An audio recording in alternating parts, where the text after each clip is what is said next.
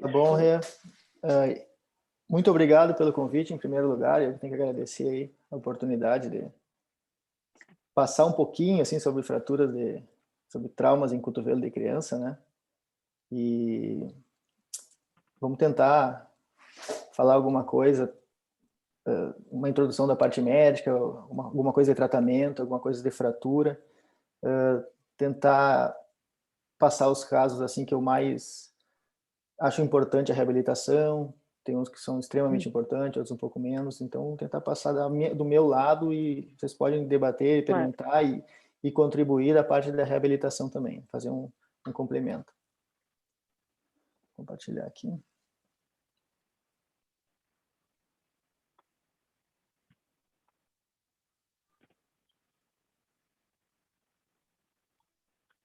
Compartilhar a tela.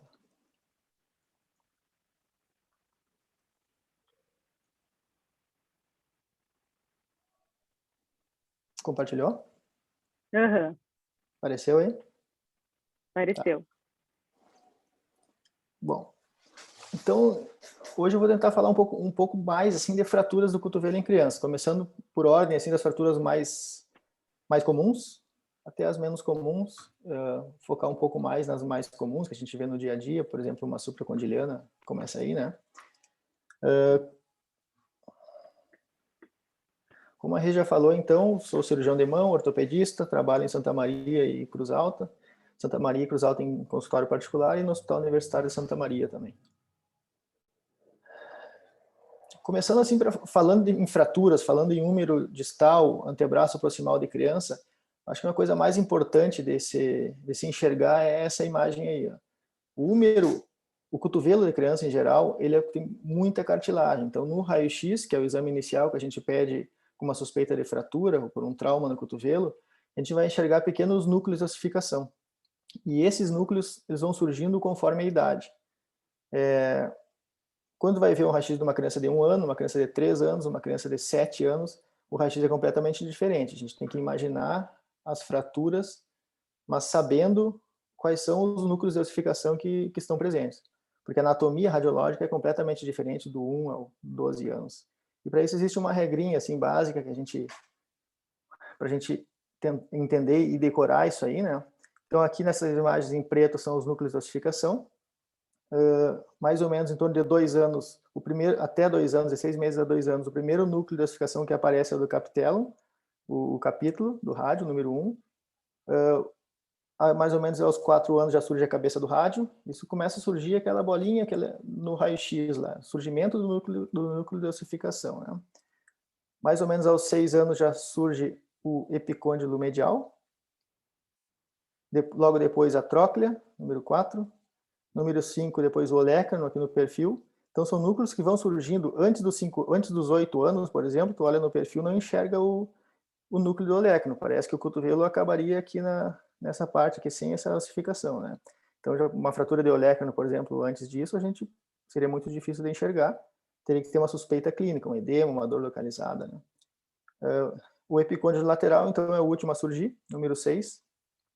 E então esses núcleos vão surgindo sempre nessa mesma ordem, mais ou menos nessa idade, 2, 4, 6, 8, 10 e 12 anos.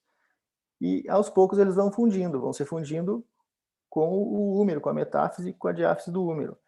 E essa fusão também acontece em certas idades, até a idade adulta, onde todos os núcleos são fundidos e o cotovelo está com toda a aparência óssea do adulto já. Então essa imagem e essa ideia aqui é muito importante para fazer o diagnóstico das fraturas, né? Quando a gente enxerga um raio-x, então a gente tem que medir alguns ângulos para analisar principalmente desvio de fratura ou até uma suspeita de uma fratura, porque como tem muita cartilagem, nem sempre a gente enxerga o traço, né? Nem sempre enxerga a fratura. A gente tem que muitas vezes suspeitar da fratura por alteração de ângulo, por edema, por sinais indiretos também. Então, na criança, a avaliação radiológica é completamente diferente do adulto. Então, tem alguns ângulos que nos ajudam, por exemplo, esse ângulo de Bauman, que a gente traço na diáfise, com o traço bem na linha do núcleo de ossificação do capítulo, que é o primeiro a surgir, então é um ângulo que já dá para fazer desde das crianças menores, né? E a gente vê que alterações nesse ângulo pode ser cotovelo varo, pode deixar o cotovelo valgo. A gente usa como parâmetro de redução, usa para análise de desvio de fratura, né? No perfil do raio-x também a gente tem que saber que o capítulo é levemente anteriorizado à diáfise do húmero, existe um ângulo de em torno de 30 graus do capítulo com a diáfise humeral, tudo para a gente suspeitar de fratura, de desvio de fratura também, tá? Olhando de frente o osso, existe sempre um ângulozinho em valgo, o cotovelo ele é levemente valgo. Qualquer alteração nesse ângulo a gente tem que saber, tanto por fratura como por sequela de fratura, né? Então são vários ângulos que nos ajudam a entender e a suspeitar de fraturas e aceitar ou não uma redução, né? A fratura mais frequente no cotovelo da criança, então, é a supracondiliana, tá? É a mais comum, é a que a gente mais vê no dia a dia. A fratura supracondiliana, então, acontece mais em meninos, geralmente em lado não dominante, e a faixa etária dela é de 5 a 8 anos. Claro, muitas vezes bem menos, muitas vezes um pouco mais, mas a grande maioria está entre 5 e 8 anos de idade. A grande maioria, 95% dos casos, é uma fratura em extensão. Logo eu já vou mostrar o que significa isso. O que predispõe, o que faz essa fratura ser tão comum em criança? Por exemplo, aqui mostra um raio-x em perfil. Aqui. Raio-x de perfil, então, a gente tem uma redução, olhando essas linhas, você consegue enxergar o mouse, a setinha?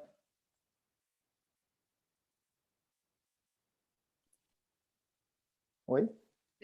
Sim, Marcelo. Consegue enxergar? Eu consigo mostrar aqui, né? Tá. Uhum. Então, uma redução do diâmetro anterior-posterior do húmero distal, ou seja, essa linha branca aqui, dos dois lados. Isso aqui é a fossa do olecranon e a fossa do coronoide. Então, exatamente nesse ponto, o osso é bem frágil, é uma linha bem fininha, né? Isso predispõe a fratura aqui no local.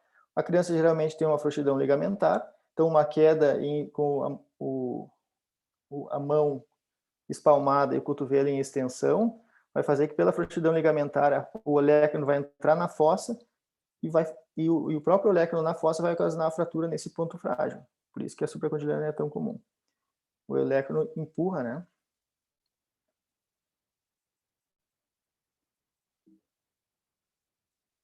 Tá, então eu tinha falado que 95% das fraturas são em extensão, o mecanismo é esse aqui, que é a letra A, queda com a mão espalmada, cotovelo e hiperextensão, e o desvio da fratura é posterior.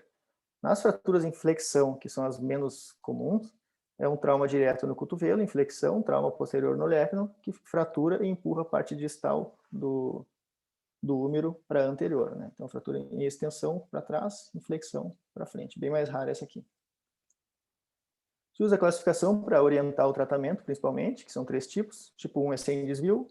O tipo 2 tem um desvio posterior, por exemplo, que é o mais comum, mas a cortical posterior continua em contato. Ela abre a anterior, ela estende no foco de fratura, mas mantém o contato posterior. E o tipo 3 é um desvio completo. Desloca totalmente a parte metafisária da parte diafisária. No aspecto clínico, então, da supracondiliana, a gente enxerga muitas vezes uma equimose anterior, esse sinal arroxado aqui anterior, tem essa deformidade típica aqui do cotovelo da criança. Tem esse sinal aqui também da prega anterior, que como se a pele ficasse presa na pontinha do osso, ali mais afundadinho um pouco.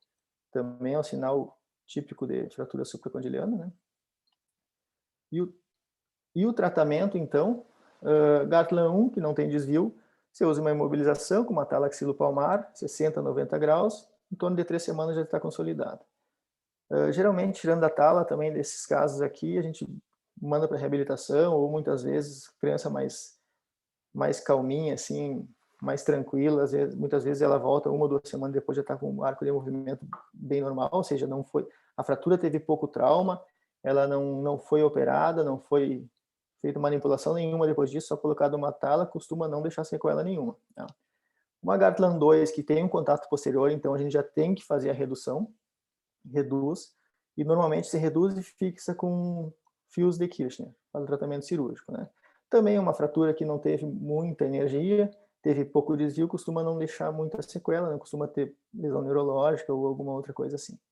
A Gartland 3 já muda um pouco, tem um desvio total da fratura, e muitas vezes um desvio muito grande, ela não quantifica o desvio, ela só diz que tem que perder o contato da cortical posterior, Mas muitas vezes a gente pega desvios muito grandes, com lesão neurológica, com lesão vascular até, grande edema, sendo um trauma de alta energia, muito edema, hematoma, fibrose, cicatriz, e costumam deixar, e podem deixar o cotovelo rígido e exigir um bom esforço do terapeuta, né? Também, você faz a redução, fixação percutânea com fio de Kirchner. Em alguns casos, a gente tem que abrir lesão exposta, lesão vascular, ou tentativa de redução sem sucesso. A gente precisa fazer uma redução o mais perfeita possível, principalmente evitando deixar o fragmento rodado. Se a gente não consegue derrotar e deixar a rotação perfeita, é uma indicação de fazer o acesso cirúrgico aberto, né? É uma cirurgia de urgência, a gente aguarda o jejum, mas tem que fazer assim que o jejum for completo, né? Manobras de redução, então, é tração, isso aqui, claro, com a criança anestesiada no centro cirúrgico, já faz a redução, tração, manipulação do fragmento posterior e uma imobilização temporária com o cotovelo em hiperflexão temporária, porque a hiperflexão é muito prejudicial ao cotovelo. Você faz a hiperflexão, controle da redução no raio-x, você faz a fixação e aí imediatamente você libera a hiperflexão para uma mobilização numa posição mais segura, uma semi-extensão, né?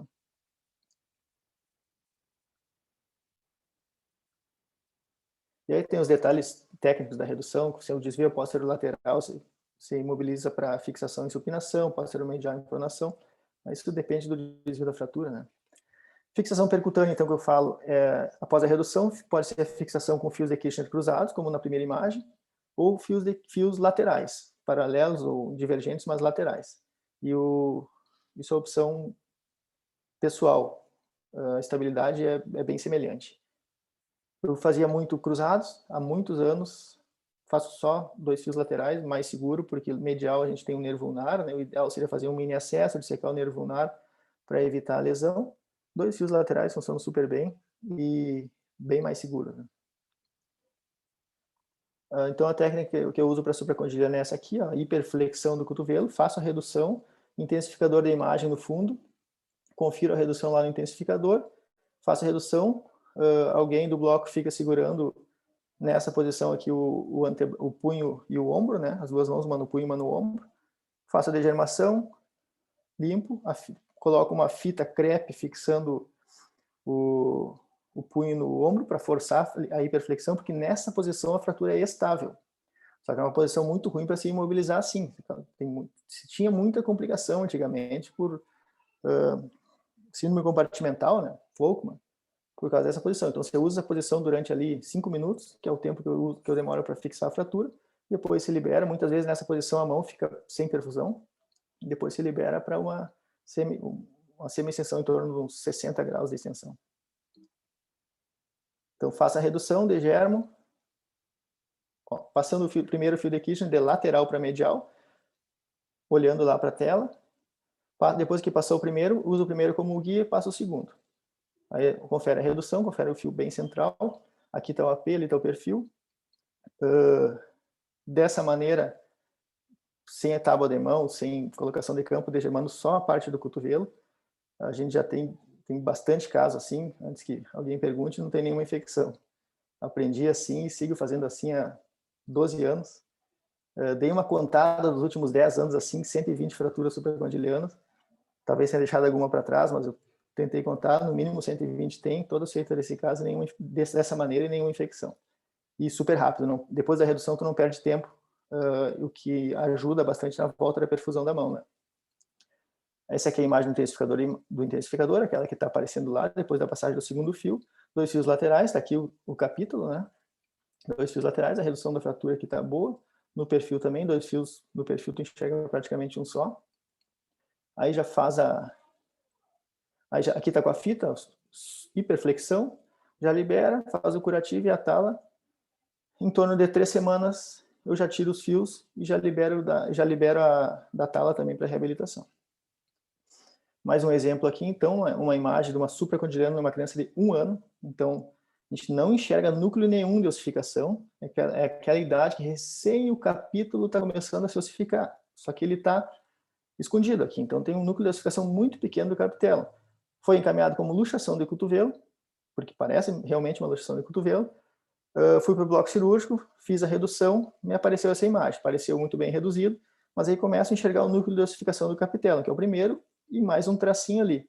Por essa imagem a gente não sabe se é uma supracondiliana, que é onde a fratura passa durante todo o húmero, poderia ser uma fratura do côndilo lateral, né, que passa aqui. Luxação já praticamente foi descartada, porque na cidade é extremamente raro, né? Mas a gente enxerga uma fratura aqui. A foto está meio ruim, o arco também era mais ou menos isso aqui. Mas na dúvida, então, supracondiliana, a gente não enxerga nada distal, não sei se está bem reduzido, sei que está alinhado. Aí eu abri, é uma indicação de abertura, porque tem que ter uma redução boa e até pelo diagnóstico da fratura, né? Isso foi na urgência, no caso à noite, quando o paciente chegou desse jeito aqui. O acesso, então, eu tenho feito tanto para a supracondiliana quanto para côndilo lateral, um acesso anterior. Nesse caso tinha mais indicação, porque eu não sabia se era côndilo, se era supracondiliana. Fiz o acesso anterior, afasto aqui lateral e aqui é medial. Então a criancinha está deitada lá, tem um garrote de Smarch. Faço o acesso, nervo radial está nessa borrachinha aqui e consegui enxergar toda a fratura, era uma supracondiliana.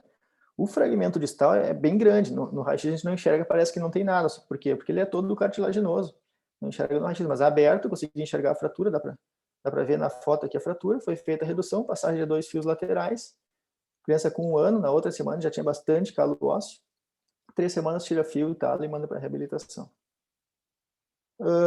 Algumas complicações que podem acontecer, então, complicações neurológicas. Aqui eu acho extremamente importante a reabilitação. Porque um trauma, o que a gente vê assim no dia a dia, o trauma grave, uma supracondiliana grave, com bastante desvio, são as que mais causam lesão neurológica. Obviamente, porque é o desvio que vai causar a lesão do nervo. Mais fibrose, o pós-operatório a criança tem mais dor, ela não deixa tocar no cotovelo, porque tem a lesão neurológica, está tendo um tinel provavelmente ali, está tendo dor, a criança se queixa um pouco menos disso aí, mas ela demonstra de outras maneiras, ela não deixa tocar, ela fica quietinha, ela não quer reabilitar, ela não quer movimentar o cotovelo. E junto com aquele grande edema pelo desvio da fratura, sempre fica um cotovelo rígido, aquele cotovelo que tu palpa e tem aquela fibrose endurecida. E muitas vezes essa lesão nervosa, tanto do mediano, radial ou ulnar, que é um pouco mais rara, demora 3, 4 meses para recuperar. Então uma criança que se tu deixar, ela vai ficar 2, 3 meses sem mexer o cotovelo, não deixando ninguém tocar. Aqui que entra, acho que a terapeuta de mão, para estimular, para ensinar, até para ajudar na recuperação nervosa, para evitar a posição, uma lesão do radial, por exemplo, evitar a posição viciosa do punho, né? Então, a lesão, o desvio da fratura já demonstra a lesão que ele pode ter, porque deixa eu ver se tem essa imagem aqui. Aqui, ó. Então, a lesão, quem lesa o nervo é o fragmento proximal da fratura, não o fragmento deslocado. Então, se o deslocamento é medial, o nervo radial, que passa lateralmente, é lesado aqui pelo fragmento proximal. Se o deslocamento é lateral, o nervo mediano, a artéria braquial, o ramo do mediano, que é o interósseo anterior, eles tendem a ser lesados. Quem lesa é essa ponta proximal aqui, né? Complicações vasculares são mais raras, seria uma lesão da braquial por causa daquele desvio póstero-lateral, o fragmento proximal, no caso de lesão aqui, a gente fala em lesão mesmo, lesão, corte na braquial, né? Pode acontecer também a lesão vascular pelo edema, pela síndrome compartimental. O que a gente faz? O paciente não tem pulso, aquele desvio enorme, você leva para o bloco cirúrgico, sem abordar, você faz a redução. A gente não sabe se a lesão teve uma lesão realmente da artéria ou se é só por compressão, pelo desvio da fratura, né? Então a gente faz a redução, no momento que fez a redução, se observa a perfusão da mão. Se voltar a perfusão da mão, não tem indicação de abertura de acesso para explorar a artéria braquial. Voltou a perfusão da mão, muitas vezes esse pulso distal, ele recupera em até 48 horas, então não precisa se preocupar. Voltou a perfusão, não aborda a artéria. Então, mas a urgência, no caso, aqui é a redução, para a gente saber se a perfusão vai voltar. Não necessariamente que o pulso tenha que voltar, porque essa criança vai chegar sem pulso, né? Mas é muito raro ter que explorar a artéria. E se for explorar, aí sim, aí é a indicação de acesso anterior. A gente já vai abordar a artéria. Normalmente, quando tem lesão arterial, tem uma apraxia ou uma lesão do mediano, né? Que tá muito próximo. Essas são complicações mais agudas, né? Complicações mais tardias, então o mais comum é o cúbito varo, Isso por não redução adequada da fratura, por deixar um desvio rotacional da fratura. A criança vai crescendo, inicialmente não tem muita aparência de desvio, conforme o crescimento, esse desvio rotacional vai se transformando no cúbito vário, que é o mais comum. E aí você pode fazer uma osteotomia corretora a qualquer momento. Isso aqui funcionalmente não causa muita limitação, é uma aparência estética bem importante. A gente costuma até, às vezes, enxerga alguém com cúbito vário na rua, geralmente é uma sequela de supracondiliano, mas esteticamente a criança não, quer dizer, funcionalmente a criança não se queixa, ela acaba se adaptando e fazendo praticamente tudo. O arco de movimento costuma ser bem próximo do normal, né? Aqui um exemplo então da osteotomia, criança de 11 anos, uma fratura aos 5 ou 6 anos, uma supracondiliano, me chega com esse aspecto aqui, é um cúbito vário importante, né? Aqui é lateral, aqui é medial, aqui o aspecto pós-operatório, já com os fios de Kirchner, a gente faz uma programação em cima do raio-x contralateral. Ó, esse é o raio-x do lado operado, tá? Do varo. Esse é o raio-x do varo, então tem todas as medidas dos ângulos aqui. A cunha que tem que ser ressecada, existe aqui várias técnicas para fazer esse tipo de osteotomia. Eu optei pela cunha de subtração lateral. Então a gente faz os desenhos, calcula o ângulo normal do contralateral, volta aqui para o lado afetado, faz a cunha, deu 36 graus, isso aqui eu vou usar durante a cirurgia. No caso, faz o desenho, leva para o bloco, está lá no negatoscópio colado, faz o recorte, retira a cunha e o aspecto final que eu idealizei foi esse aqui.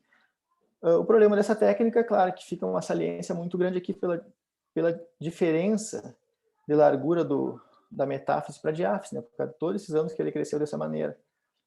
Outra maneira seria escorregar um pouquinho mais, fazer uma osteotomia cúpula, né?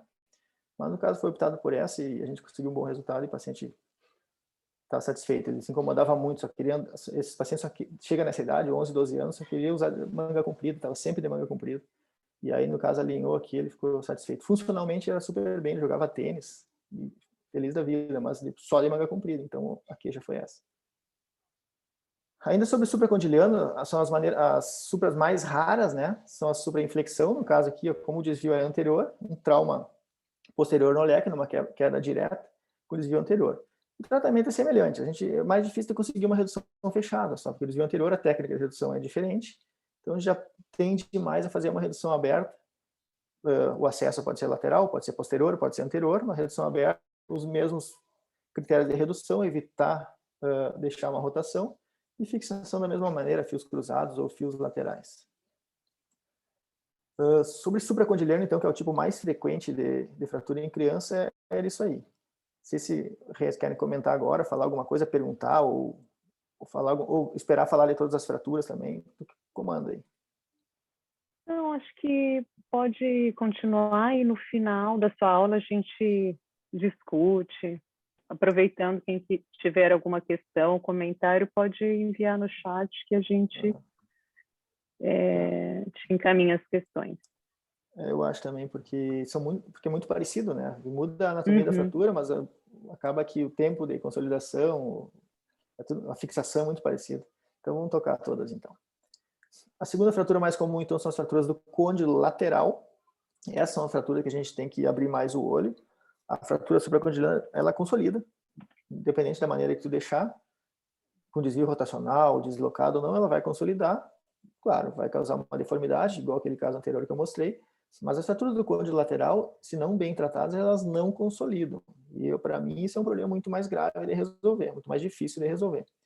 Então são 17% das fraturas do cotovelo, ocorrem também entre 5 e 10 anos, com pico aos 6 anos de idade. O diagnóstico é menos óbvio, a gente pega umas pseudoartroses ainda, justamente por isso, às vezes uma fraturinha com 2 ou 3 milímetros de desvio, que não foi vista, passa, a criança acaba não se queixando mais, fica assintomática, e daqui a um tempo, daqui a alguns meses, alguns anos, vai fazer um raio-x, porque começa uma deformidade e tem uma pseudoartrose de côndilo lateral, que é uma lesão bem grave. Então o diagnóstico é mais sutil, dependendo da fratura, claro. O mecanismo, então, seria tanto por tração, ou seja, um estresse em varo do cotovelo, que a tração dos extensores avulsionaria todo o côndilo, ou impacto, seria uma queda em valgo do cotovelo, que a cabeça do rádio comprime o côndilo e fratura. Aqui a avaliação radiológica também é mais sutil. Aqui a gente enxerga no perfil um sinalzinho da fratura, No AP, aquela linhazinha ali, isso que passa muitas vezes, tem uma linhazinha aqui atravessando o núcleo de ossificação do capítulo, a fratura está bem reduzida, e tem essa linha de fratura, né? Então, é bastante sutil, vai no pronto-socorro, muitas vezes não é visto, e a criança é liberada e acaba dando problema mais tarde. Tem classificação também, tudo tem classificação, né? Só que tem 2 tipos, MILT 1 e MILT 2. Um aqui a fratura passa no meio do núcleo de ossificação, o 2 passa lá na tróclea, já uma fratura mais, pega lá medial já, né? O tratamento, então, o deslocamento, nesse caso, a gente já conta em milímetros, diferente da super, a gente vê a rotação. Em torno de 2 a 3 milímetros, ela tende a deslocar-se mais, tem uma incidência maior de pseudoartrose, então tratamento cirúrgico. Desvio de 2 milímetros, pode até tentar tratar conservador, mas tem que ter um acompanhamento muito próximo. Raio-x cada 4, 5, 7 dias no máximo, acompanhar, orientar bem os pais, não tirar a tala, né? Porque a criança logo já diminui a dor, ela já fica, destrói a tala, né? Tratamento conservador, então, para fraturas com pouco ou nenhum desvio, mas uma semana tem que fazer um raio-x. Se a fratura está no limite, até 4 dias, refazer o raio-x para ver se não deslocou. E se tiver deslocamento, ou qualquer sinal de instabilidade, aí se indica a cirurgia. Tratamento conservador, então, a gente usa uma tala axilopalmar, cotovelo a 90 graus, em torno de 3 a 4 semanas, dependendo da idade da criança, do desvio. Tratamento cirúrgico, então, aqui a gente não vê a opção do tratamento percutâneo, né? Porque a gente precisa de uma redução, porque a fratura que vai ser operada nesse caso é a fratura deslocada. A gente precisa enxergar a redução, porque é uma fratura articular. A redução da articulação, como é o côndilo lateral, aquela parte mais medial da fratura, lá junto com a troca, ela tem que ter uma redução anatômica e a fixação de maneira perfeita, porque se nós fizer percutâneo, a gente não consegue enxergar, porque justamente por ser cheio de cartilagem, a gente não tem uma anatomia óssea para enxergar no raio-x, tem que ser aberto. A abordagem pode ser lateral, então, entre o tríceps e o extensor radial longo do carpo, que já cai direto em cima do côndilo, mas com essa lateral a gente tem uma dificuldade de enxergar a parte medial, principalmente numa MILT 2, que o traço vai lá na tróclea. É muito difícil o afastamento, eu acho, sempre tive dificuldade, chegar lá na parte medial, segurar a redução medial e fazer a fixação aqui por lateral.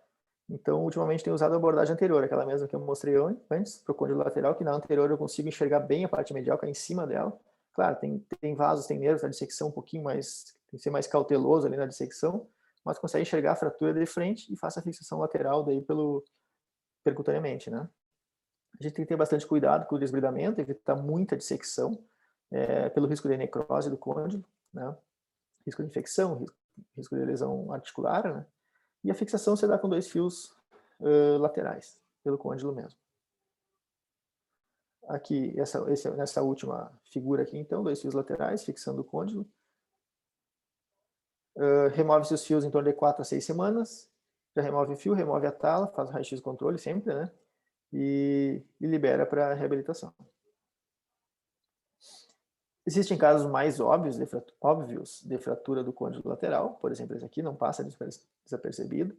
Grande edema do cotovelo, um trauma extremamente grave, uma fratura do côndilo bem deslocada, cotovelo luxado. Então, aqui é uma coisa bem mais óbvia e bem mais grave. É esse tipo de trauma que eu estou falando. Isso aqui, esse edema todo aqui vai regredir, vai virar muito mais fibrose, o trauma foi muito mais grave, e é um cotovelo que costuma, sim, complicar com rigidez. Criança não se queixa, a criança vai lá, está feliz, volta a brincar, não tem dor, mas tu parar para examinar e medir a angulação, ela vai ter alguma limitação de movimento. A gente tende a pensar, não, tá super bem, tá brincando, tá normal, porque a maioria a gente acaba não parando, as pessoas não param para medir. Mas apesar de funcionalmente não estar causando problema nenhum, para a criança, esse tipo de fratura costuma deixar alguma limitação, sim. Então, a redução daquele caso, redução aberta sempre, tá? Acesso lateral ou anterior, nesse caso. Reduz o côndilo, 2 fios laterais. Aqui no perfil também. Outro caso semelhante, esse aqui é o côndilo lateral, bastante deslocado, redução aberta. Tá aqui o núcleo de ossificação do capítulo, fixação com 2 fios. A talinha de gesso já está colocada, 4 semanas, retira os fios, retira a tala e vai para a reabilitação. Mesmo acesso anterior, mesma coisa, nervo radial, está aqui a fratura. Então, complicações. Pode acontecer o hipercrescimento do côndilo lateral, uma formação do esporão, aquele côndilo fica mais saliente, a criança magrinha a gente acaba percebendo. A pseudartrose, que a meu ver é a complicação mais temida. Deformidade angular, tanto cúbito valgo, por uma pseudartrose ou parada de crescimento da físio lateral, como cúbito varo, pelo hipercrescimento do côndilo. Nos cúbitos valgos, a gente pode ter uma paralisia tardia do nervo ulnar, pelo estresse do ulnar, dependendo da gravidade do valgo do cotovelo. E outra complicação é a osteonecrose, geralmente pela manipulação cirúrgica mesmo, de secção e descolamento. Aqui tem um exemplo de côndilo lateral, é por isso que eu digo, de pseudartrose do côndilo lateral, é por isso que eu digo que é uma imagem que assusta, né? Então a criança chega ali com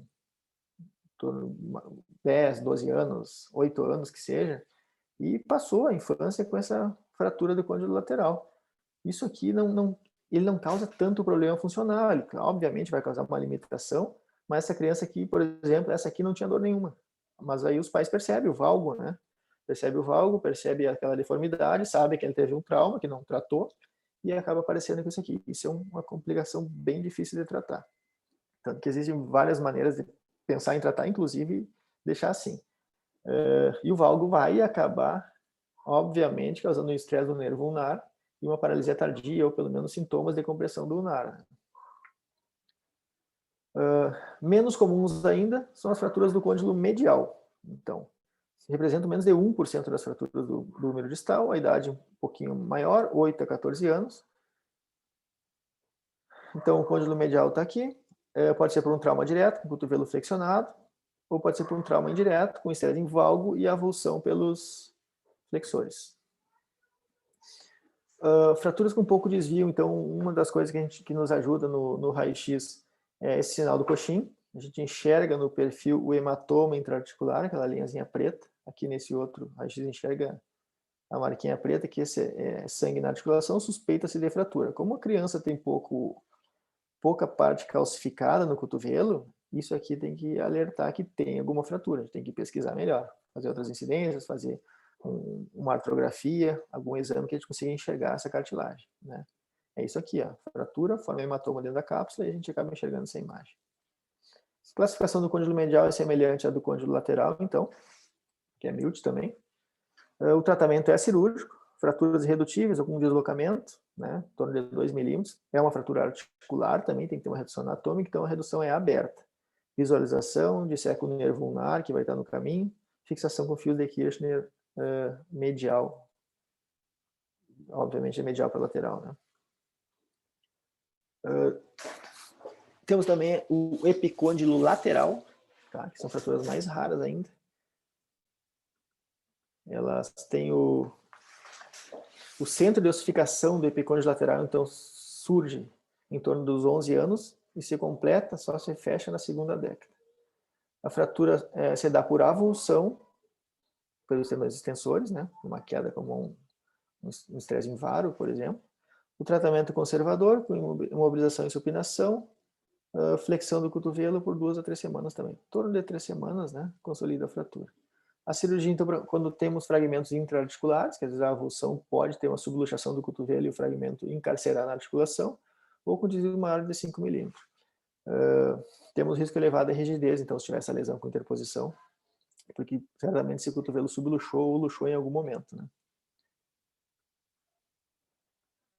As fraturas do epicôndilo medial, então, elas são um pouco mais comuns, né? É o último centro a fusionar no cotovelo, o epicôndilo medial. Corresponde a 14% das fraturas do úmero distal. Acontece entre os 9 e os 14 anos, é uma fratura que acontece em crianças um pouco maiores, né? 50% delas se relacionam a luxações do cotovelo. Então, uma criança com o cotovelo luxado, geralmente é uma criança um pouco maior, que já começa a aparecer mais os casos de luxação.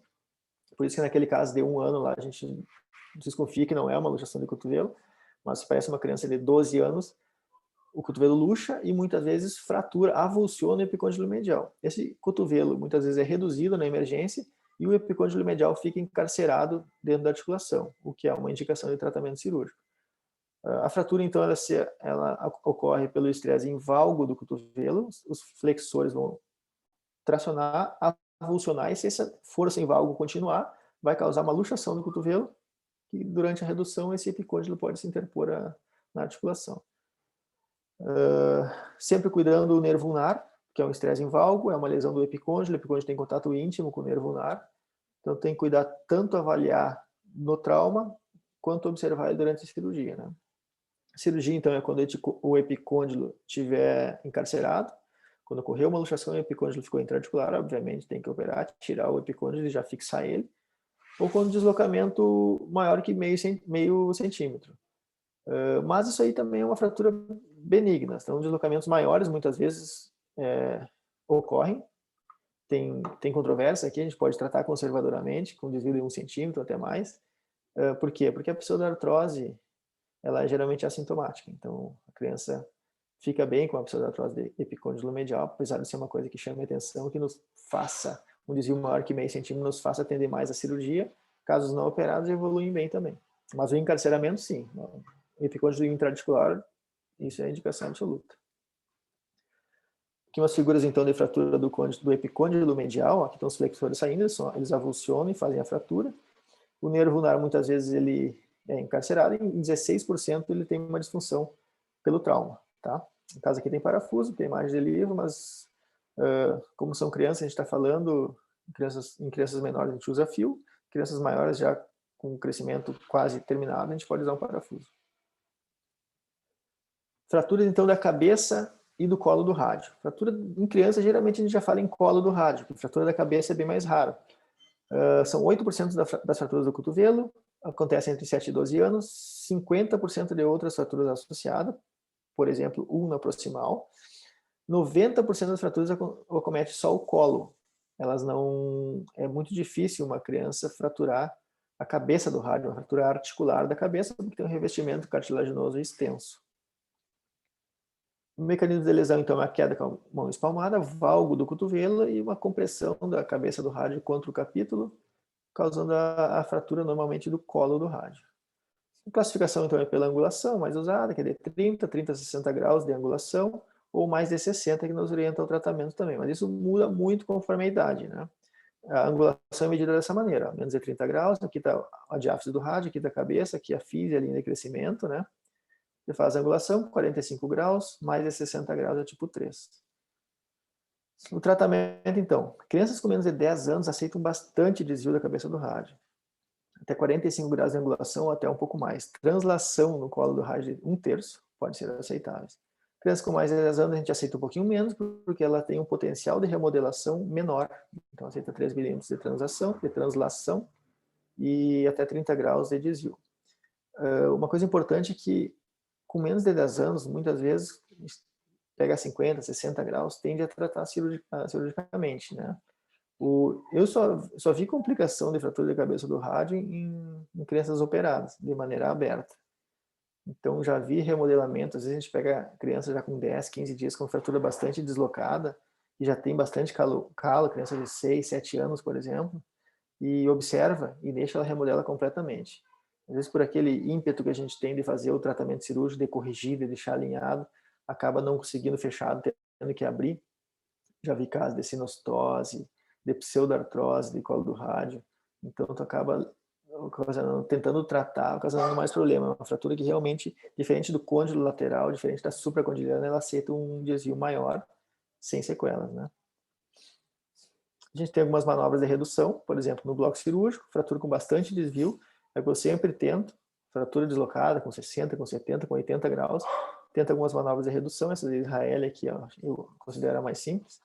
Tem essa outra que é com o cotovelo estendido, com o valgo, e sempre com o polegar empurrando a cabeça do rádio, ó. O polegar empurra, prono-supino, e o polegar empurra a cabeça do rádio, ela encaixa ali de volta. Depois da redução, eu faço um teste no intensificador de imagem, prono-supino, flexão e extensão. Se a cabeça não deslocar, trato na tala engessada. Não fixa nem nada. Se tiver dificuldade na redução, ou se a fratura deslocar durante a manipulação, a gente pode fixar, pode ser percutâneo, pode ser aberto, de preferência, quanto mais percutaneamente fizer, melhor aqui, porque o acesso, como eu falei, nos traz mais chance de sequela, né? Então, alguns exemplos de fixação, então, a gente pode fixar com fios, cruzando o foco cruzando o foco de fratura. A gente pode usar muitas vezes, como a cabeça capota aqui pela lateral, pode usar um fio como joystick, de maneira percutânea, levantar, encaixar a cabeça e já passar o fio. Ou algumas vezes até já fiz reduzir com o fio, tirar o fio, testa na manipulação do intensificador da imagem, ficou estável, não deixa nem fixação. Outras técnicas que a gente pode usar, por exemplo, a fratura, tem a técnica de Metazô, que entra com o fio de Kirchner pela metáfise distal do rádio, intramedularmente, com a pontinha torta, na primeira imagem aqui, pesca a cabeça do rádio, torce o fio lá no punho, a cabeça encaixa e já deixa o fio fixando ali mesmo. Uma técnica que, a meu ver, é mais trabalhosa, mas ela ainda é bastante usada. É bastante usada e realmente é super bonita, né? Mas eu prefiro ainda fazer a redução fechada ou um joystick com fio por aqui pelo colo. Um exemplo aqui então, fratura da cabeça do rádio. Aqui a gente vê um desvio em torno de 60 graus, 45, 60 graus. Não enxerga a cabeça do rádio propriamente dita, enxerga só alguma parte da metáfise aqui, porque aqui ela não ossificou ainda, não surgiu o núcleo de ossificação, né? Aqui nessa outra imagem, tu enxerga aqui uma sobreposição, que é o sinal da fratura, e aqui a cabecinha do rádio, que deve estar por aqui assim, ó. Então essa aqui foi feita uma redução percutânea também, com aquele fio ali, ó, de joystick. Reduz, passa um fio, passa outro fio, aí fica a redução anatômica. Mais um caso aqui, com um pouco mais de desvio, com fratura do olécano associado. Eu tenho a fratura do olécano aqui está o núcleo de ossificação do olécano, não é a fratura é essa aqui. Aqui a gente enxerga uma sobreposição da fratura do colo do rádio. No AP, ó, o colo do rádio está completamente capotado aqui. Vou passar uma linha aqui, ó. Então aqui é a cabeça do rádio. O olécano lá atrás está fraturado, a gente enxerga aqui no perfil. Nesse caso aqui, eu fiz uma redução incruenta e imobilização com tala. Não foi feita fixação, não foi feito nada. Esse aqui já é o raio-x em torno de 30 dias depois. A cabeça do rádio com a redução incruenta ficou anatômica. Então, redução incruenta, testei o movimento, ficou estável, está engessado. Redução incruenta, anatômica, já tem calo, está consolidado. O olécano consolidou também, que não tinha desvio, né? Também a criança ficou super bem, não teve acesso. Isso aqui é a criança que volta 100% do movimento, apesar do trauma grave, né? O trauma com fratura dos dois ossos. O prognóstico, então, metade das crianças vai ter alguma limitação permanente da pronossupinação do antebraço, mas como eu tinha falado antes, a gente acaba não observando isso porque uma limitação pequena, em torno de 20 graus, 30 do arco de movimento, não traz repercussão funcional e a criança não para perceber, para olhar e para se queixar. Ela vai tocar a vida, isso não dói, mas é muito importante, claro, que pode ser que um dia ela sinta falta disso. Então, assim, a reabilitação, nesses casos, eu sempre encaminho, tá, para reabilitação, para oferecer o que tem de melhor para a criança, até porque isso aqui pode não causar problema agora, mas mais adiante ela pode perceber e aí não tem mais o que fazer, né? Alguns casos vão ter mau resultado, independente do tratamento realizado, mas que a gente percebe que o tratamento cirúrgico aberto geralmente é o que causa problema. Então, muitas vezes a gente tem que aceitar um certo desvio no colo do rádio, porque esse desviozinho pode até causar uma limitação da pronospinação final lá adiante, mas, por exemplo, uma sinostose radiopulmonar proximal pelo acesso, pela abordagem difícil, muitas vezes, pela redução difícil, é muito pior, né? Necrose da cabeça, pseudoartrose, eu já vi também, todas com acesso cirúrgico. Então, sinostose, miocite ossificante, aqui, osteonecrose, lesão do interósseo posterior pelo acesso cirúrgico, claro, um pouquinho mais raro, né? O crescimento excessivo da cabeça e um fechamento prematuro da fise, que sempre é uma complicação em qualquer acesso cirúrgico, principalmente. Algumas vezes ocorre pelo trauma, mas também a maioria acontece pela manipulação cirúrgica da fise. Então, crianças maiores têm mau prognóstico, porque tem menos tempo para remodelação, angulações grandes, desvios maiores, tratamento tardio, né, fraturas que passaram inicialmente, quando tem lesão associada e principalmente redução aberta da fratura do colo do rádio. Então, aqui um caso de tratamento conservador sem redução, caso de livro, tá? Fratura aqui, tem alguma angulação aqui, tratamento conservador, algum tempo depois, 100% alinhado. Então, não causa problema, remodela. Tu chega aqui com vontade de reduzir, pensa, pô, tá muito deslocado, vou reduzir cirurgicamente ou fazer alguma coisa, com certeza o resultado seria pior do que simplesmente deixar assim, imobilizar. Em torno de 15 dias está consolidado isso aqui, nessa idade. Continuando, então, fraturas do olecano, em torno de 5% de todas as fraturas do cotovelo, acontece também entre 5 e 10 anos. 20% apresentam uma fratura ou luxação associada, por exemplo, aquele caso anterior que tinha olecano e cabeça do rádio, então essas fraturas de cabeça do rádio, de olecano, elas podem acontecer, sempre procurar uma quando enxergar a outra, né? A fratura do rádio proximal é a mais comum associada com o olecano. Então, o raio-x de cotovelopia e perfil, muitas vezes se enxerga melhor a fratura no perfil, aqui a avulsão do olecano, na linha fisária, e a gente enxerga a fratura, né? Um grande edema de partes moles, também é importante observar no raio-x. Deslocamento maior de 4 milímetros ou um degrau articular, porque é uma fratura articular do olecano, né? Se indica o tratamento cirúrgico. Tratamento cirúrgico se faz da mesma maneira, com banda de tensão, mas claro, aqui a gente tem que ter o cuidado de retirar logo essa banda de tensão. Então aqui é a fise já quase fechando, né? A fise da cabeça do rádio, aqui é a fise do olecano. Fiz uma banda de tensão, mas em torno de 3 meses já agendei para retirar tudo isso aqui, não deixar nenhuma síntese aqui, porque apesar de ser uma criança um pouco maior, ainda tem um pequeno potencial de crescimento aqui, né? Melhor não deixar nada de síntese, né? Crianças pequenas você pode até fixar só com fio e depois retirar também, mas é uma fratura mais rara também. Bom, acho que de fraturas de cotovelo, mais ou menos fiz um apanhado geral entre todas, as mais comuns pelo menos, né? Depois disso, o que acontece são fraturas mais complexas, que não se encaixa em nenhuma, são fraturas que a gente, tipo, leca na cabeça do rádio, húmero distal, supra-intercondiliano também, que são coisas mais raras. Mas basicamente em criança, com todas essas fraturas aqui, a gente acaba resolvendo praticamente todos os casos, né? Agora, quem Obrigada. tiver alguma pergunta, alguma coisa, algum comentário, ou complementar alguma coisa também, fiquem bem à vontade, passando a palavra aí para a Rê. Obrigada, Marcel. Aula muito esclarecedora. Então, alguém tem alguma questão, algum comentário? Nós estamos abertos aqui para as questões e comentários. Marcel, qual a incidência assim, no seu consultório? Você opera muito cotovelo de criança? Como que... Eu trato bastante criança, cara. Todo o membro superior, punho, cotovelo, e vem tudo para mim aqui, né? Eu só não tenho ortopedista pediátrico, não tem quem faça nada de cotovelo de criança, principalmente cotovelo. Punho, às vezes alguém bota uma talinha e está resolvido, é um pouco mais simples. Cotovelo em criança, independente de quem seja, que tipo de fratura for, vem para mim. Então, meu consultório, eu tenho muita pediatria, muito membro superior de criança, cotovelo bastante.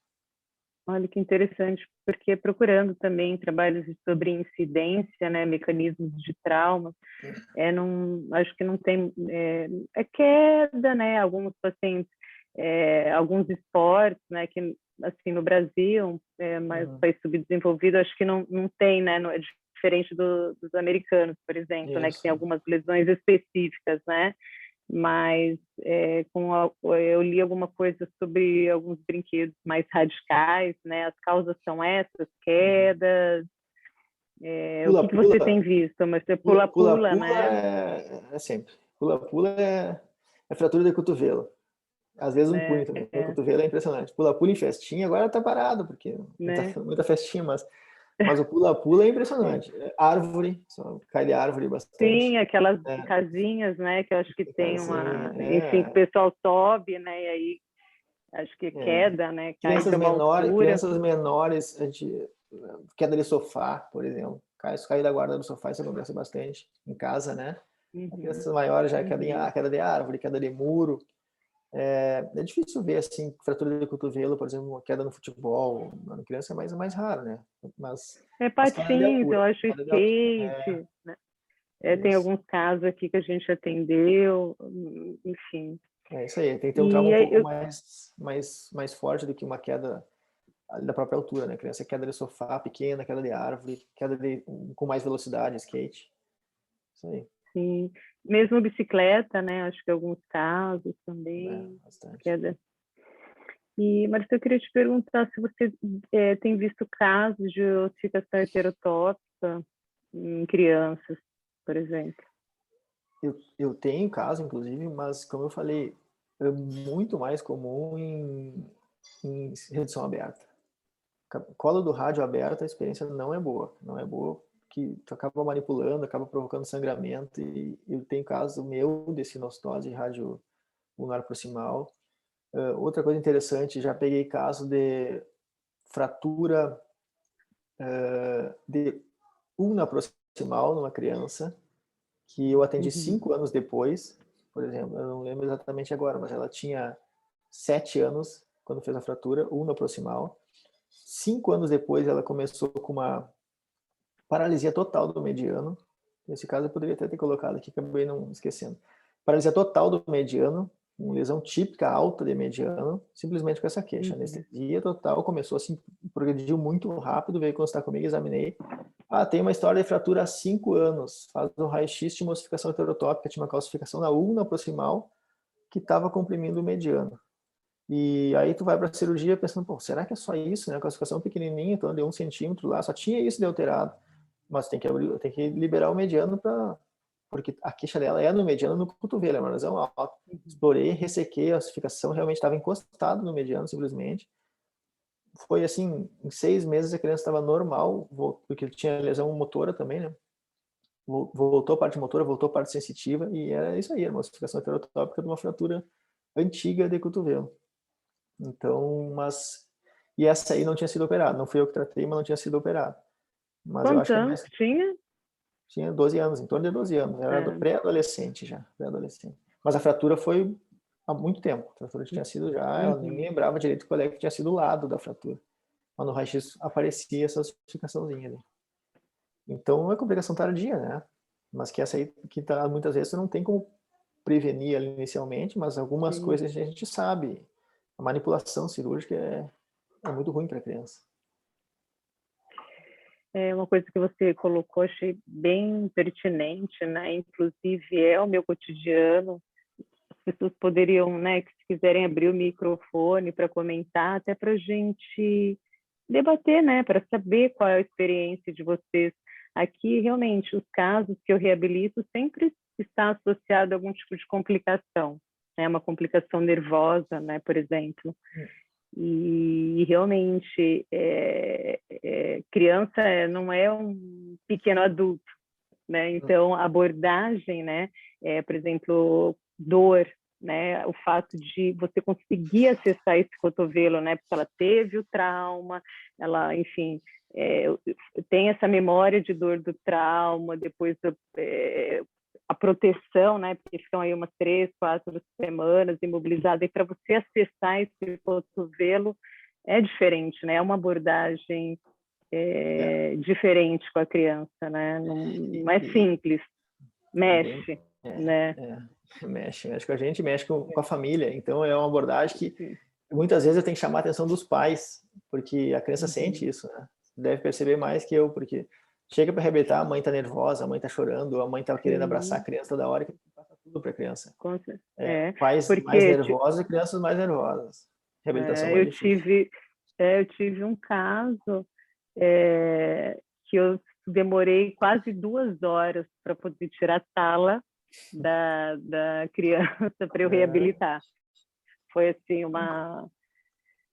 por isso, pela mãe, uma super proteção, a criança, enfim, com muita dor, né? Então é bem complicado. Os casos que vão pior, que a gente precisa de uma reabilitação mais intensa ou que tem um mau resultado, claro, excetuando o caso que a cirurgia não foi boa ou que não foram tratadas adequadamente. Casos com lesão nervosa, casos com trauma muito grave, que a criança tem muita dor realmente. E geralmente a dor é quando tem uma lesão nervosa junto, uma supracondiliana. Ou com pais muito, muito ansiosos. E essa criança, tu tira a tala, ela coloca a tipóia, não adianta falar para tirar, fica ali, geralmente sai do consultório abraçada na mãe, e a mãe abraçada nela, chorando. Essa aí, essa aí volta, geralmente depois de tirar a tala eu peço para voltar em 10 dias, uma semana, volta do mesmo jeito. Volta ali protegida, com o cotovelinho duro. Então, e esse caso foi uma supracondiliana com lesão de radial. Né? Teve uma... imagino que seja pela Mas aí dor, ficou super bom. Mas ficou super, enfim, depois de um tempo, né? De muita negociação, né? ficou... Porque, assim, o cotovelo da criança passa por uma rigidez transitória, né? Então, a gente tem que prestar atenção nisso, né? Para não comer bola na reabilitação, assim. Vai passar por um processo cicatricial, vai ter uma rigidez, mas tem umas... A maioria pode evoluir bem, mas tem umas que tem, né? Não sei, não tem explicação, não evolui tão bem assim, né? Isso. E é importante também a reabilitação com o terapeuta, porque a gente está ali, a criança chega no consultório, me enxerga e chora. Porque quando ela fraturou, eu que atendi, eu que vi, quando ela fez a cirurgia, ela foi pro bloco, pegaram a veia dela, eu estava sempre junto, aí eu vou indo fazer o curativo, ela chora para fazer o curativo, eu tô junto. Daqui a pouco tu libera, ela tira toda a tala, tira tudo dela e entrega para uma outra pessoa que vai lá, que trata bem, que conversa, fica uma hora conversando, aí tu ganha a confiança dela. Então, eu tentar explicar alguma coisa, tentar falar alguma coisa é muito mais difícil do que mandar para terapia, né? Fisioterapia ou terapia ocupacional, porque você pega a criança, não vão fazer nada, né? Elas só vão pegar, ganhar ela, fazer nada de ruim, dor, né? Causar dor, igual eu causei, fazer um curativo. Espera-se que não, né? Mas ela tem aquele trauma que ela chegou na emergência, me viu, operei, ela me viu, tô o tempo inteiro ali. Então eu sou uma má pessoa para ela. Aí vai para uma outra pessoa, vai tratar bem, e consegue resultado bem melhor, né? Então é importante a reabilitação por causa disso. A criança já vem com outra imagem, né? De lá. Marcelo, temos uma questão aqui do Marcos. Ele te parabeniza, né, pela apresentação e pergunta, né, pensando nas fraturas de olecranon, as bandas de tensão em crianças sempre são retiradas? Eu sempre retiro. Já operei criança menor com fratura de olecranon, que eu fiz o fio e a banda de tensão com Vicril. Daí fica mais fácil de retirar. Faz um incisãozinho, tira só os fios e o Vicril é absorvível, né? O fio é absorvível. Como a criança consolida muito rápido, então um olecranon vai consolidar em 15, 20 dias, não vai ter problema de romper o fio e deslocar a fratura. Mas eu sempre tiro. Aquele caso que eu mostrei, uma criança um pouco maior, fiz uma banda com aciflex, um fio bem fininho, bem maleável. Em torno de 3 meses, agenda no bloco cirúrgico e retiro. Não sei se causaria algum problema, mas pelo menos não vou deixar nada ali que possa causar algum problema, né? E com a banda de tensão, você encaminha com quanto tempo para reabilitação? Não, mas ali é de imediato. Eu não uso imobilização. Se eu fizer aquela banda de tensão ali, imediatamente, porque fica bacana falar, né? Banda de tensão nem adulta, isso aí curativo. Nem imobiliza, né? Nem imobiliza, curativo e vai fazer o que quiser. Porque eles não conseguem fazer muita coisa que vão a ponto de arrancar uma banda de tensão. Ele tem dor, então a dor limita a própria dor. Conforme vai passando a dor, a fratura está consolidando e ele vai aumentando a força automaticamente. Então nunca imobilizo e em olecranon nunca tive problema.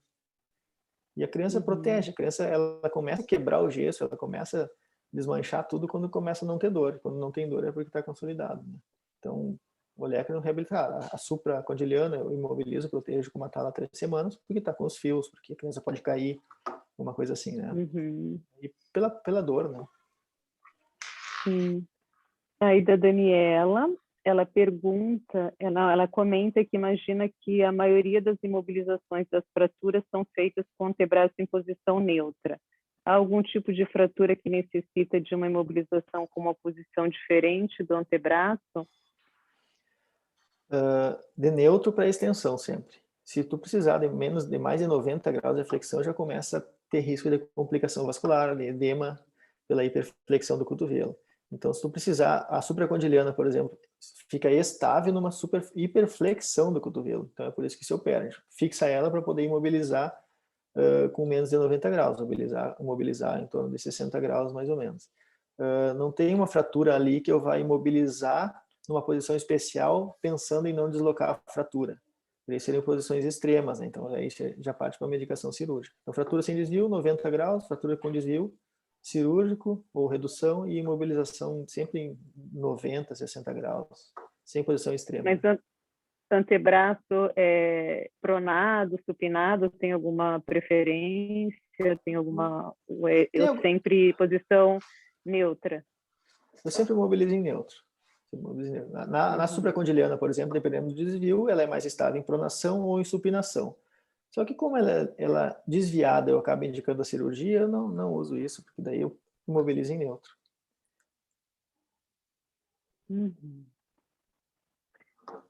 E o que mais? Acho que a Rê, Daiane... posso falar um minutinho? Doutor Claro. Marcel, essa pergunta foi minha porque a gente viu fraturas muito raras aqui, né? Como fraturas do epicôndilo lateral, fraturas do epicôndilo medial. Não sei o pessoal que está na sala, mas eu mesma não tenho experiência. Achei que são fraturas bem raras. Nesses casos, como é que são a imobilização, né? Porque é uma fratura que a gente tem que ter atenção com o punho também. Sim, sim. Não, mas não interfere. A fratura que eu vou tratar conservadora, ela não tem desvio. Eu acredito que a posição do punho não vá proteger assim a esse ponto de desviar. Se a fratura tem desvio, a indicação é cirúrgica, que eu tinha falado. Mas realmente a pergunta é pertinente porque, claro, a flexão do punho teoricamente protegeria uma fratura do epicôndilo medial por ser origem de flexores, né? Sim, sim. Lateral, uma imobilização e extensão, mas a gente não leva muito em conta isso, não. A pronação e a supinação também poderiam interferir. Sim. Mas geralmente epicôndilo medial, desviada, a gente opera, lateral também. Se não tem desvio, nunca vi deslocar assim pela posição do punho. Mas entendi qual é que é a questão. Entendi. Tá, obrigada. Nada. E, Marcel, você observa mais rigidez anterior dos pacientes, nos traumas mais complexos, perda de extensão? Mais perda de extensão. Mais perda de extensão. Pouco de perda de flexão, mas nada importante funcionalmente, mas a perda de extensão é até mais perceptível, mais visível, né? Mas geralmente acho que é isso aí. Não sei o que tu percebe aí. Sim, também. Até porque a criança fica segurando o bracinho, né? O fato também de ser mais funcional, né? A aproximação da boca, né? Isso. Enfim, ela não estende, né? Ninguém fica geralmente é isso aí mesmo. A queixa é déficit de extensão. Alguém mais gostaria de comentar alguma coisa? Acho que não. Felipe, quer comentar alguma coisa? Temos outro cirurgião, um cirurgião da mão aqui também. Bem, eu achei a aula do Marcel muito boa. Eu acho que vale a pena só comentar as fraturas dos chações de Montegia, né, que são fraturas do antebraço, mas que elas envolvem bastante o cotovelo, né, quando tem a luxação na cabeça do rádio, especialmente nos casos que tem deformidade plástica da ulna, e às vezes passa despercebido, tem um tratamento tardio, esses casos podem evoluir com bastante rigidez articular do cotovelo, porque fica a cabeça do rádio luxada, às vezes o tratamento não é feito na urgência, é necessário depois uma osteotomia da ulna, uma redução aberta da cabeça do rádio. Eu acho que aí o desafio é grande de recuperação tanto de flexo-extensão quanto de pronospinação. E eu acho que especialmente, a Regiane falou antes, assim, acho que os casos que, aqui a minha realidade é, os casos que vão necessitar de terapia da mão são os casos complicados. Então, o terapeuta, acho que ele não pega muito o filé, as coisas que a gente vê no dia a dia, né? Aquelas fraturas que tira os pinos, manda para casa, manda mexer, manda brincar, e em um mês está reabilitado. Esse não chega para o terapeuta. Então, chega quando... Tarde, será? Né? Vamos saber no workshop de sábado, né? Porque tem curiosidades aí. Há controvérsias nessa... Realmente, não chega, mas por que não chega, né? O que acontece com esses casos, né? Então, acho que vale uma reflexão aí, né? Porque, assim, o cirurgião da mão trata, né, o cotovelo, né, o pediátrico, o ortopedista pediátrico trata, o ortopedista geral também. Então, né, enfim, são várias pessoas e com algumas visões, né? Então, acho interessante a gente saber o que a literatura fala sobre isso também. Legal. Para vocês acho que é mais os casinhos complicados mesmo. Porque assim, eu acho que a criança, às vezes, tu pede a fisioterapia para esses casos menos complexos, e eles vão ali na fisioterapia do posto, vão em algum lugar, faz uma sessão, 2 sessões, e a mãe não leva mais, porque a criança já foi jogar futebol, entendeu? Já tá lá correndo, já tá feliz da vida, não quer mais ir. Mas agora aquele caso que está com dor, que tem lesão neurológica, que está incomodando, que a criança não quer mexer o cotovelo, esse caso cai para vocês. Né? Esse caso vai, aí os pais procuram, eles vão atrás. Que a criança está se queixando, né? Eu percebo mais rigidez nos casos com paralisia associada de nervo. Tem o caso aí de paralisia de radial, paralisia de ulnar. Esses casos ficam mais rígidos mesmo. É isso aí, né? E é mais trabalhoso. Também, né? Mas igual eu tinha falado antes, a minha percepção é por causa da dor. Eu acho que essas lesões causam mais dor na criança. Tem um tinel ali, né? Tem o nervo doendo e aí ela não mexe. Não. Outra coisa também que eu tinha falado é que a fratura para causar uma lesão de nervo, ela foi mais deslocada. Teve mais hematoma, teve mais manipulação para redução, mais fibrose, mais rigidez, além da dor, né? Então, realmente Além são mais complicados. trauma cirúrgico. Uhum. Eita. O Marcos comenta, né? Em crianças, temos abordagens tardias para tratamento da rigidez do cotovelo. Espera-se uma maturação óssea total para reabordar ou é diferente? Acho que ele fala em liberação, Liberação cirúrgica? Não precisa esperar a maturação total, não.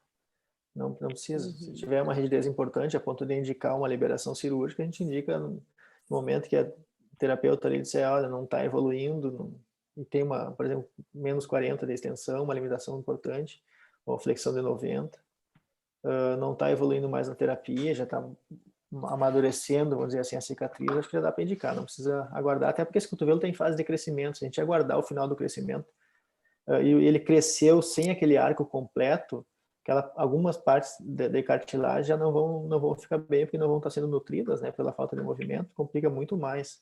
Uma déficit de extensão, a fossa do olecano, por exemplo, já não vai se formar de maneira normal, porque não tem aquele estímulo, então complica mais. Acho que tem que fazer no momento que parou de evoluir com a fisioterapia, com a terapia. Não aguardo, não. Mas é muito raro, viu? Muito raro ter que liberação em criança, assim. Por sinostose, liberação cirúrgica, cara, por sinostose até é mais comum, mas é muito raro ter que liberar uma criança. Eu tenho uma experiência dupla nesse sentido, assim, eu acho que as contraturas articulares de partes moles, acho que elas evoluem bem com terapia, com órtese, e eu nunca precisei liberar partes moles. E as rigidezes por ossificação heterotópica nunca deram certo. Exatamente isso que eu estou falando. Eu não lembro de ter liberado um cotovelo de criança. Em adultos, tudo bem. Agora, ossificação heterotópica, eu já operei e voltou. Então, assim... Exatamente. Pois é. Bloqueou por osso, é ruim de qualquer maneira. Por partes moles, dificilmente vai dar problema para a criança. Talvez fique uma limitaçãozinha de 10, 20 graus ali, que funcionalmente é super bem, isso aí não tem indicação de cirurgia. Mas realmente, partes moles em criança vai bem. Mais alguém? Algum comentário?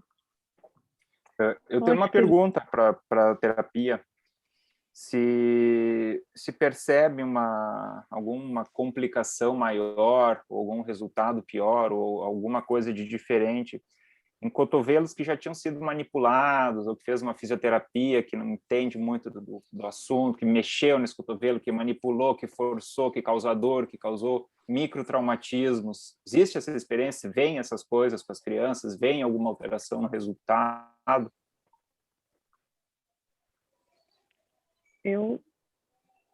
Eu acho que sim, né? Porque eu acho que contribui mais para uma rigidez articular, né? Então, acho que entra naquele ciclo vicioso. Edema, rigidez, dor, né? Aumenta a fibrose e eu acho que colabora para aumento da rigidez articular.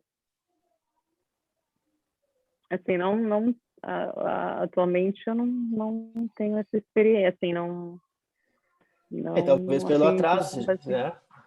Talvez pelo atraso, já passou por vários, vai chegar mais tarde. Chegando mais tarde, sabe que o resultado é pior, né?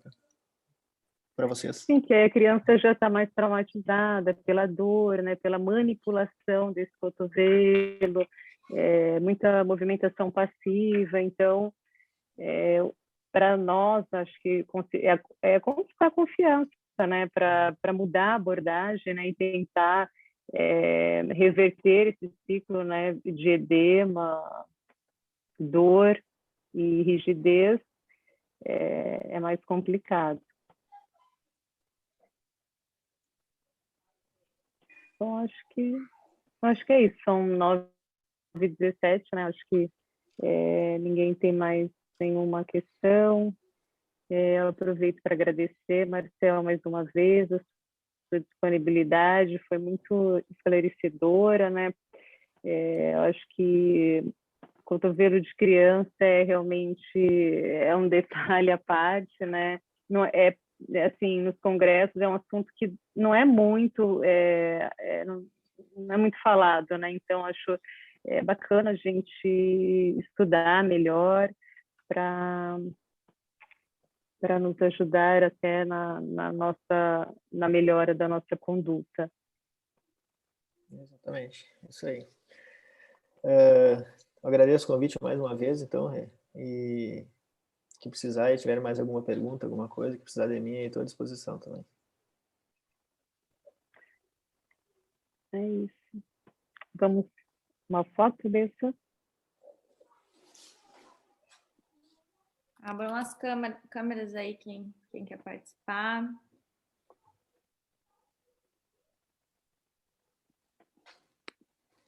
O pessoal está abrindo, está carregando aqui um pouquinho. Só mais um pouquinho. Aí. 1, 2, 3 e... Foi. Deixa eu ver se tem mais alguém. Não, tá certinho. Obrigada, pessoal. Então é isso. Bom, valeu. Obrigada, boa noite. Workshop de sábado. Oi? Tu comentou alguma coisa, mas comenta sobre o workshop de sábado. Sábado nós teremos um workshop sobre a reabilitação do cotovelo pediátrico e as inscrições vão até sexta-feira.